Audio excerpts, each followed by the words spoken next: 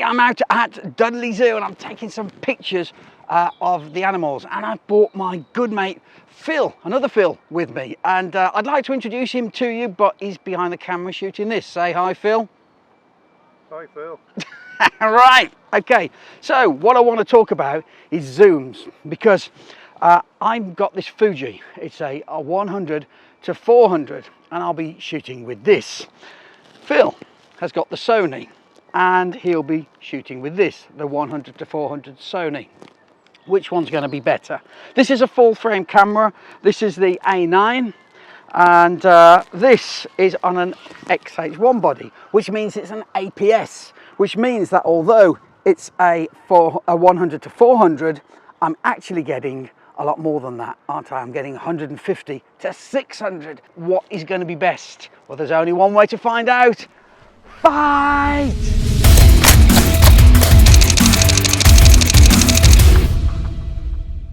Get onto some pictures, and here's one straight from the camera. Is this the Fuji or the Sony? Well, I'll show you this one. Yeah, that extra magnification. This is of course the Fuji, so let's see them side by side and see what we get. Okay, there's a close-up of the two, and what I've done here is I've increased the magnification on the Sony. So it's the same as the Fuji. I've cropped it essentially, so it's the same. And of course the APS sensor is giving you roughly the same image. And there's not a lot between them, is there? There's not a lot to choose between these. In actual fact, the one on the top is the Fuji, the one on the bottom is the Sony. But there's not a lot to tell between them, is there? Interesting. So, out and about, old Mr. Philip here is getting a close-up of the gibbons. So let's have a look at those pictures. Here we go. This is Phil's picture with the Sony of the gibbon, doing a little tightrope walking. So let's have a look at how the Fuji dealt with that. Yeah, it gave us a little bit more magnification, got it in a little bit closer, which is nice. But essentially, there's not much between them, is there? I mean, quality-wise, I can't tell a great deal. The gibbons, they're not bothered. Here's the Fuji. Let's see what we can do with this little fella here, sitting by the doorway of his little house. That's the Fuji, zoomed all the way in with our effective 600mm. Let's have a look at the Sony. Boom. Of course, I've zoomed up. It wouldn't be as close as that. I've zoomed in a little, and other than a little bit of a color management difference, there's not much between the quality, is there? And it's kind of funny because one minute I look at the Sony and think it's sharper, one minute I look at the Fuji and I think it's sharper. I don't know. Who knows? Let's go for a little wonder.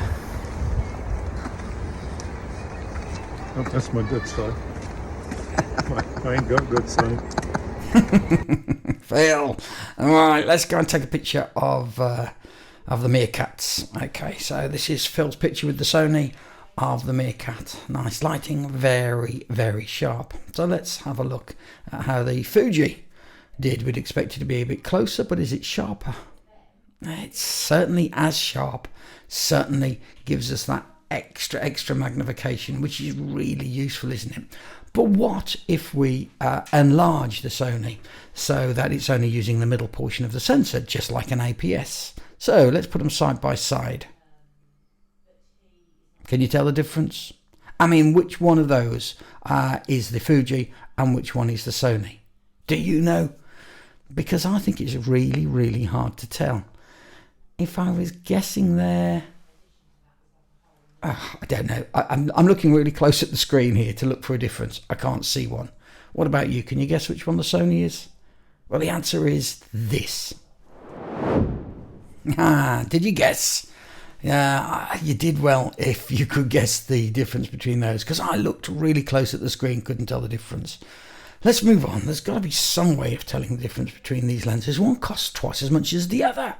Now Filippo has slithered his way into the reptile house and he's got his lens trained on this handsome devil. Never mind him though, Phil. Come over here because I found something really exciting to photograph. The snakes. Let's get some images here. This is the Fuji and nice close-up with a bit of high contrast there. Let's have a look at how this Sony got on with that. Yeah, not a little bit more high dynamic range maybe, there's a little bit more in the shadows, but I think that's about it, isn't it? We'll show you some edits, by the way, at the end of the film. These are just pictures as they come off the cameras. I think that's probably the fairest way. I can give you a comparison between them. Okay, here's a test. I'm not going to tell you which one this is. This one and this one, numbers 1 and 2, are the one camera, and images 3 and 4 are with the other camera. Do you know which is which? Well, let's go back to image 1 and image 2. They are the Sony. And so, by the process of elimination, this is the Fuji. It's really difficult to tell, isn't it? But there is a big price difference. We've got the Fuji, looks great. We've got the Sony, looks great, but costs twice as much as the Fuji. And here are two pictures. One's Sony, one's Fuji. Obviously, our day at the zoo testing these lenses was a roaring success. I'm sorry, that was dreadful.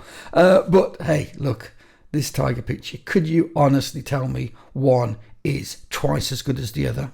If I was being hypercritical, I'd say the Fuji's a little bit more contrast. I'd say the Sony has picking up more detail in the shadows, more HDR, maybe. There isn't much between them. Oh no, I did say I'd show you some of our finished edits, didn't I? So here's a little gallery of Phil's pictures with the Sony, followed by a few of my pictures with the Fuji.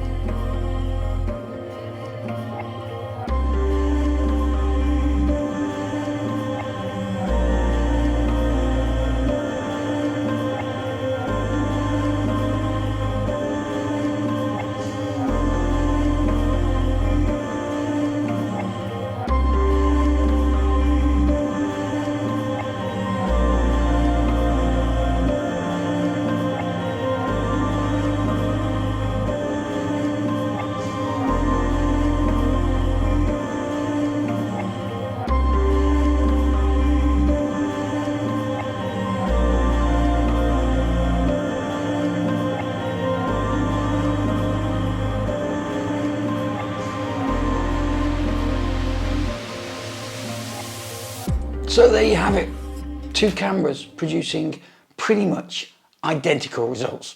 Okay, if you got a chart, you'd probably find that the Sony was a better lens. It probably is that tiny bit sharper, maybe has a little bit more detail in the shadows, but you're paying an awful lot of money for that extra, aren't you? I mean, think about it.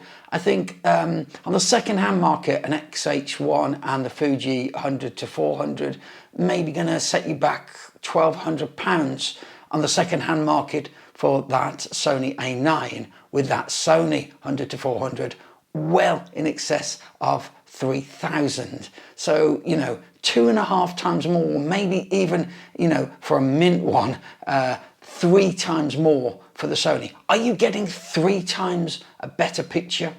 I don't know if you are.